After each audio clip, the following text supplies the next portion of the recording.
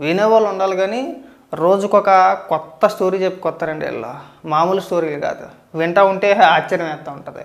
మనం బాబాయ్ గొడ్లపోటు చూసాం, కోడికత్తి చూసాం, ఇప్పుడు ఒక కొత్త స్టోరీని అల్లుకొచ్చారన్నమాట డైవర్ట్ చేయడానికి. ఇతనిపై అంటే ఇతన్ని చంపేయాలని చూస్తున్నారట, ఇతని పైన దాడి చేయాలని చెప్పేసి అని పథకం పన్నారంట. ఆ విషయం స్వయంగా తెలుగుదేశం నాయకులే ఇతనికి సమాచారం ఇచ్చారట. ఇతనికి ఏదైనా జరిగితే సిబిఐ విచారణ జరిపించాలంట. ముఖ్యంగా నారా లోకేష్ గారు, బీటెక్ రవి గారు దీనికి కారణం. నేను స్టేట్ లెవెల్ లీడర్ని, నేను పెద్ద తోపు తురుము కానీ నన్ను వేసేయాలని చూస్తున్నారు. ఇతని కంప్లైంట్ ఇవ్వడంట, వెళ్ళి సుమోటోగా కేసు నమోదు చేసి దర్యాప్తు జరిపించాలంట. ఇది ఎంత దరిద్రమో చూడండి. ఒకసారి ఆ దరిద్రాన్ని కూడా వినిపిస్తాను, ఒకసారి వినండి. నేను ఈరోజు డీజీపీ గారికి ఈ పత్రికా సమావేశం ద్వారా నేను అభ్యర్థిస్తున్నా, నా మీదికి దాడి జరగబోతున్నట్టు నాకు స్పష్టంగా కొంతమంది తెలుగుదేశం పార్టీ నాయకుల ద్వారానే నాకు ఒక వర్తమానం అందింది. వెళ్ళి కంప్లైంట్ ఇయ్యి. అందిందిగా, నీకు సమాచారం వచ్చింది కదా, నీకు చెప్పారు కదా, వెళ్ళి కంప్లైంట్ ఇయ్యి. ఎవరు నీ పైన దాడికి ప్లాన్ చేశారు, ఎవరు నేను వేసేద్దామని చూస్తున్నారో, నీకు చెప్పిన వ్యక్తి ఎవరో, నిజమా కాదా, నీకు చెప్పిన వ్యక్తి దగ్గర ఎలాంటి ఆధారాలు ఉన్నాయి, వెళ్ళి నువ్వు కేసు పెట్టు. కేసు పెడితే ఒకవేళ నువ్వు చెప్పింది నిజం అనుకో, పోలీసు వారు విచారణ జరుపుతారు. ఆ చెప్పిన వ్యక్తి ఎవరో, అసలు ఎవరు పథకం పన్నారు, వాళ్ళ దగ్గర ఉన్న ఆధారాలు ఏంటి, ఏ ఆధారంతో నీకు చెప్పారు అనేది ఒక స్పష్టమైన క్లారిటీ వచ్చింది. ఎక్కడికి వచ్చి డచ్చకోర్లు ఎందుకు, నేను కూడా చెప్తా. వైసీపీ నాయకులు నన్ను వేసేద్దామని చూస్తున్నారు, వైసీపీ నాయకులు నాకు ఫోన్ చేసి చెప్పారు, దీనిపైన సుమోటోగా కేసు నమోదు చేసి విచారణ జరిపించాలని చెప్పి నేను కూడా ఇదే వీడియోలో చెప్పేస్తా, అయిపోతా. ఎందుకండి డచ్చకోర్లో మేము గొడ్లపోటు కానీ చూస్తున్నాం. నాకు సతీష్ రెడ్డి అంటే నువ్వు వైసీపీలోకి వెళ్ళేంత వరకు మాకు తెలియదండి. నువ్వు తెలుగుదేశం పార్టీలో చాలా కాలం పాటు ఉన్నావంటే మాకు తెలియదు. కానీ ఎందుకంటే ముఖ్యంగా 19 నుంచి 24 వరకు అసలు నువ్వు ఎక్కడ మాట్లాడిన దాఖలాలే లేవు. ఇప్పుడంటే బయటకు వచ్చి పెద్ద పెద్ద ముద్ర మాటలు మాట్లాడుతున్నావు. కానీ ఈ పౌరుషం, ఈ రోషము, ఇంత వాగ్దాటి తెలుగుదేశం పార్టీలో ఉన్నప్పుడు ఏమైపోయిందో మాకు అర్థం కాల. మనం కూడా అప్పటి నుంచి కోవట్ రాజకీయాలు నడిపించాడు అన్నమాట. నేను నిరాయుడిని, నన్ను కాపాడినటువంటి బాధ్యత పోలీసులది. ఇన్ కేస్ మీరు కాపాడలేకపోతే, మీకు చేతనైతే నేను కాపాడండి, నా మీద జరగకుండా చూడండి. ఇన్ కేస్ జరగకుండా పోతే నా మీద జరగబోయేటువంటి దాడి స్పాన్సర్డ్ బై ఈ రాష్ట్ర ప్రభుత్వం, లోకేష్ అండ్ బీటెక్ రవి. నీకు అంత సినిమా లేదు. సింపతి కోసం మీ జగన్ అన్న నీ పైన ఏదో చేసి ఏదో రకంగా దాడికి ప్లాన్ చేసి అది ప్రభుత్వం పైకో లేదంటే తెలుగుదేశం పార్టీ పైకో నారా లోకేష్ గారి పైకో బీటెక్ రవి గారి పైకో తోసేసే ప్రయత్నాలు ఏదైనా చేసి ఉండొచ్చేమో తెలియదు. కానీ నీ పైన రాష్ట్ర ప్రభుత్వం కుట్ర చేసి నీ పైన దాడి చేయాలో, నువ్వంత స్టేట్ లెవెల్లో రాజకీయ నాయకుడు అయితే కాదు. ఊరికే ఫేమ్ కోసం డచ్చకోర్లని మాట్లాడుతున్నావు. కానీ ఇక్కడికి వచ్చి ఎవడయ్యా నీ మీద దాడికి ప్లాన్ చేసేసి నాకు అర్థం కావట్లా. ఊరికే ఎందుకు వచ్చింది మాట్లాడని అడుగుతున్నా. ఒక ఆధారం ఉండదు, చెప్పే మాట వాస్తవాలు ఉండవు. నాకు ఏదైనా జరిగితే, ఏదైనా చేస్తే గీస్తే వాళ్ళే చెయ్యాలి, వైఎస్ఆర్సీపీ పార్టీనే చెయ్యాలి, జగన్మోహన్ రెడ్డి అనుచరులే చెయ్యాలి. అంతకు మినహాయించి నిన్ను ఎవడో స్టేట్ లెవెల్లో నాయకుడు అని చెప్పేసి ఎవడు అనుకోడు. నువ్వు ఇన్ని మాటలు మాట్లాడుతున్నావు, తిరిగి ఎవరైనా నీకు సమాధానం చెప్తున్నారా? చేసి పోనే ఏదో అలా వాగుతూ ఉంటాడని చెప్పి వదిలేస్తున్నారు. కానీ నువ్వు ఎంత పెద్ద నాయకుడు అక్కడ లోకల్ తెలుగుదేశం నాయకులకు తెలియదా? మన వీరత్వం గురించి వాళ్ళకి తెలీదా? బీటెక్ రావు గారిని అడిగితే నీ గురించి కర్రగా చెప్తాడు ఆయన. వైసీపీ నాయకులు అంత దూరాన్ని కనబడితే ఇక్కడి నుంచి పారిపోయేవాడు అంట. నువ్వు ఇక్కడికి తొల్లగొట్టేస్తున్నావు ఇక్కడికి వచ్చి. అంటే నిన్నేం తక్కువ చేసి మాట్లాడట్లేదు, నీ రాజకీయం నీది నేను కాదనట్లేదు. కానీ వాస్తవాలు చెప్తున్నా. ఎందుకు ఊరికే మనకు తెలియని మాటలో లేదంటే ఏదో చేయబోతున్నారని చెప్పేసి ఒక అపోహ క్రియేట్ చేసి జనాల మభ్య పెట్టి మనం సింపతి ప్లాన్ అంటే సింపతి రాజకీయాలు చేయడం మానేస్తే మంచిదండి. అవి వర్కౌట్ అవ్వు. ఇంతకు ముందు అది అయిపోయింది. అది ఒక 10 ఏళ్ల కిందటే నమ్మేవారు. ఉదాహరణకి బాబాయ్ గొడ్లపోటు విపరీతంగా నమ్మేశారు జనం. కోడికత్తి డ్రామా ఇంకా బాగా నమ్మేశారు. అవి అప్పుడు వర్కౌట్ అయిన తర్వాత 5 ఏళ్ళు అధికారంలో ఉన్నప్పుడు తేల్చలేదు. ఇది కూడా తేలింది ఏంటంటే అంటే బాబాయ్ గొడ్లపోటు వెనకాల ఉన్నది వీళ్ళే, కోడికత్తి వెనకాల ఉన్నది జగన్మోహన్ రెడ్డి. సో అదొక ప్రీ ప్లాన్ అనమాట. పథకం ప్రకారంగా ఇక ఇలా చేస్తే మనకు సింపతి వచ్చుద్దని ఆ రకంగా చేశారు ఆ రోజున. మళ్ళీ ఇక్కడికి వచ్చిన కొత్త సింపతి డ్రామా అన్నమాట. నాకు నేను చూస్తూ ఉంటే సేమ్ అదే కనబడుతుంది. నాకేమైనా జరిగినా సుమోటోగా లోకేష్ బీటెక్ రవిని పెట్టి సిబిఐ ద్వారా విచారణ చేయాలని చెప్పి నేను కోరుకుంటున్నాను. ఎందుకంటే ఇంటర్పోల్ వద్దా? ఇంటర్పోల్ కేసు పెట్టండి సార్, వెళ్ళి కేసు పెట్టండి, వెళ్ళి చంపేస్తాము, ఇగో పథకం ప్రకారంగా నా పైన దాడికి ప్రయత్నాలు చేస్తున్నారు, పక్క ఆధారాలు ఉన్నాయి, నాకు పలానా వ్యక్తి చెప్పాడు అని చెప్పేసి ఎందుకు కేసు పెట్టు.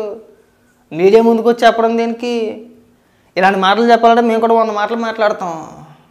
అనవసరంగా మీరు ఏదో ఫేమ్ కోసం ప్రయత్నాలు చేయమాకండి.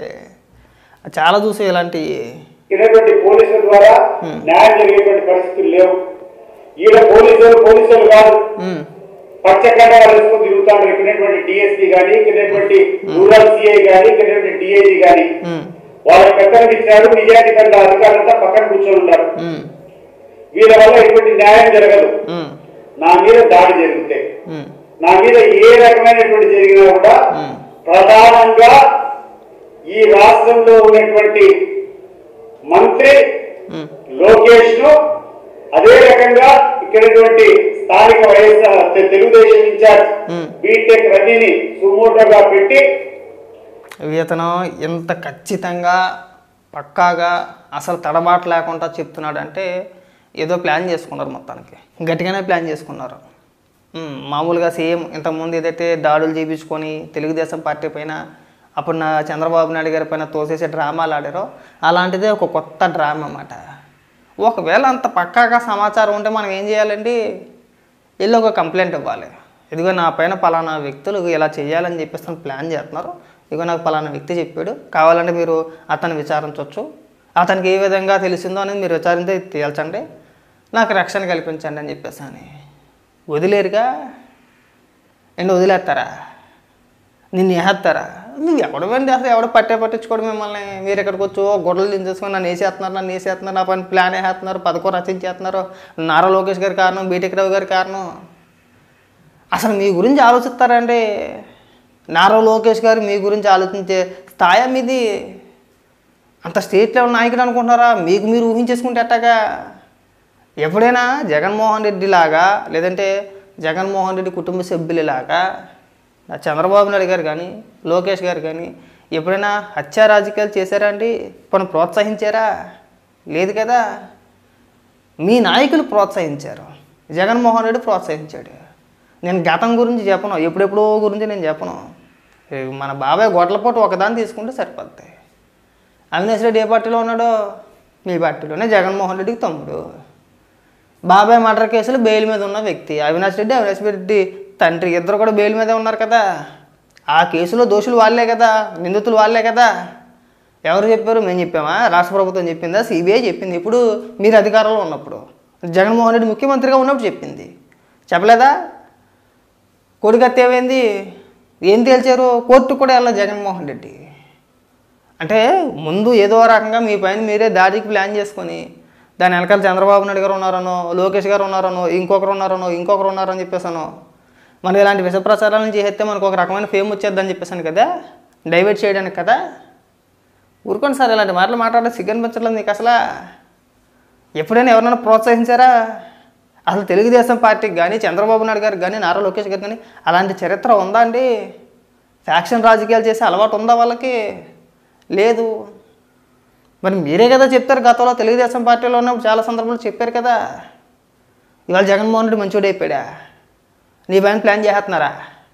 ఎవడో చెప్పాడు తెలుగుదేశం పార్టీ, నీకు వర్తమానం వచ్చేసిందా? ఇక నువ్వు కంప్లైంట్ ఇవ్వకుండా ప్రెస్ మీట్ పెట్టి ఒక సింపతి డ్రామా ఆడేస్తున్నావా? ఒకవేళ నిజంగా నీ దగ్గర పక్కా సమాచారం ఉంటే, బుర్ర ఉన్నవాడు ఎవడైనా సరే ముందెళ్ళి కంప్లైంట్ ఇస్తాడు, పలానా వ్యక్తి నాకు సమాచారం ఇచ్చాడు, కావాలంటే మీరు ఆ వ్యక్తిని విచారించండి, సో కేసు వివరాలు ఏంటంటే పూర్తిగా తెలుస్తాయి. అది ఏమీ లేదు. ఇంక డైరెక్ట్గా నారా లోకేష్ గారి దగ్గరికి వెళ్ళిపోయాడు. ఇంకా చెప్పిపోయావా? చంద్రబాబు నాయుడు గారి పేరు కూడా ఎందుకు ఆలోచించో? ఎవడో నమ్ముతాడా? మనం చెప్తే నమ్మేటట్టు ఉండాలండి. ఊరికే ఎందుకంటే డైవర్ట్ చేయడానికి ఇలాంటి సొలికవర్లు చెప్తారు. సతీష్ రెడ్డి గారు, ఇంక ఈ మాటలు మీరు కూడా వాళ్ళు ఏదో డ్రామా ఆడమన్నారు కదా, మన నెత్తి మీద కిరీటం పెట్టేస్తారని చెప్పేసి మీరేం అనుకోదు, మిమ్మల్ని ఎగదోసి వదిలేస్తున్నారు అంతే. మీరు అనవసరంగా బలైపోతారు. మిమ్మల్ని వాళ్ళే ఏదో ఒకటి చేసి ప్రభుత్వంపై నెట్టేసే ప్రయత్నాలు చేస్తారు. మీరు అనవసరంగా ఇక్కడికి వచ్చి నాకు ఏం జరిగినా సరే వీళ్ళే కారణం అని చెప్పేసి ఒక స్టేట్మెంట్ ఇచ్చేస్తున్నారు. మీరు అవసరమైతే వాళ్ళే వేసేస్తారు మిమ్మల్ని. ఎలాంటి ఎమోషన్స్ ఉండవండి వాళ్ళకి. మన నాయకుడు మన పార్టీ అనే ఎమోషన్స్ వాళ్ళకి ఉండవు. బాబాయిని వేసేసారు, ఓ మీ దాకా ఎందుకు. సొంత బాబాయిని వేసేసి పువ్వులతో కప్పేసి కట్లు కట్టేసి నీట్గా రెడీ చేసి ఎక్కడా కూడా ఒక రక్తం చుక్క లేకుండా చేసేసి చుట్టూ పువ్వులు కప్పేసి కూతురు వచ్చేటప్పటికే అప్పుడు అంత్యక్రియలు కూడా ప్లాన్ చేసేసారు. నీట్గా బాక్సులో కప్పేసి నీట్గా పువ్వులు కప్పేసి. ఆవిడకి అనుమానం వచ్చింది కాబట్టి సరిపోయింది, లేకపోతే దాన్ని అలా మూసేద్దరు. మొదట గుండెపోటు అన్నారు, తర్వాత గొడ్లపోటు అన్నారు, తర్వాత జగన్మోహన్ రెడ్డి ఒక స్టోరీ వాళ్ళకి వచ్చాడు. ఇలా చేశారు, ఇలా కొట్టారు, ఇలా బాతుల్లో నరికారు, బాతుల్లోకి ఈడ్చుకెళ్ళారు, గొడ్డలతో నరికారని చెప్పేసి ఆ రోజే తేల్చేసారు గొడ్డలతో నరికేశారని చెప్పేసి అని. విచారంలో కూడా అదే తెలిసింది, గొడ్డలతో నరికారని చెప్పేసి అని. చంద్రబాబు నాయుడు గారి చేతులు పెద్ద కత్తెట్టి నారాసుర రక్త చరిత్ర అని చెప్పేసి అని రాసేశారు. ఏం చేశారు? తీరా సిబిఐ విచారణలో తేలింది ఏంటంటే చంపింది కుటుంబ సభ్యులే. దాని వెనకాతలు ఉన్నది భాస్కర్ రెడ్డి, అవినాష్ రెడ్డి. స్టిల్ ఈ రోజుకి వాళ్ళు బెయిల్ మీద ఉన్నారు అదే కేసులో. అప్పుడు అలాగే మాట్లాడారు. కోడికత్తి అది ఇంక వేరేలేదు, అది పెద్ద డ్రామా అన్నమాట. కోడికత్తి ది బిగ్గెస్ట్ డ్రామా అది.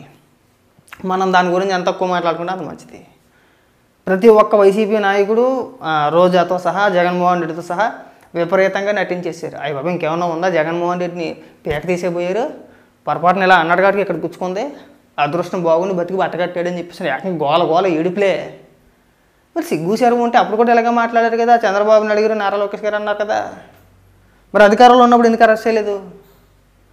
ఏదో స్కిల్ అని చెప్పి స్కిల్స్ కామని ఇంకోటి అని చెప్పేసి అని ఇచ్చి అరెస్ట్ చేశారు. కానీ మరి జగన్మోహన్ రెడ్డి పైన దాడి చంపేయాలని చెప్పేసి అని అనుకున్నారని చెప్పేసి ఆ రోజు వీళ్ళ ప్రచారం చేశారు. ఆ కేసులో అరెస్ట్ చేయరంట. అదే అయిపోయింది. ఎన్ఐఏ కోర్టుకి రమ్మని చెప్పేసి అంటే ఎన్ఐఏ కోర్టుకి వెళ్ళబోయాడండి వాంగ్మూలం ఇవ్వడానికి. ఎన్ఐఏ కోర్టు పిలిచి సిరాగుచ్చి వదిలేశారు. ఇంకా బెయిలిచ్చి వదిలేశారు. ఎవరికి? ఆ కోడికత్తి సీన్కి. చరిత్ర తెలుసుకొని అంటే హిస్టరీ అందరికీ తెలుసు. జగన్మోహన్ రెడ్డి అలాంటి వ్యక్తి, వైఎస్ఆర్సీపీ పార్టీ అలాంటి పార్టీ అనేది ప్రజలకు తెలుసు. మీరు ఇక్కడికి వచ్చి ఊరికి డచ్చకోళ్ళు చెప్తే మీరే నవ్వులపాలు అయిపోతారు. ఇంక ఇలాంటి సొలు డైలాగులు మానేస్తే బాగుంటుందండి.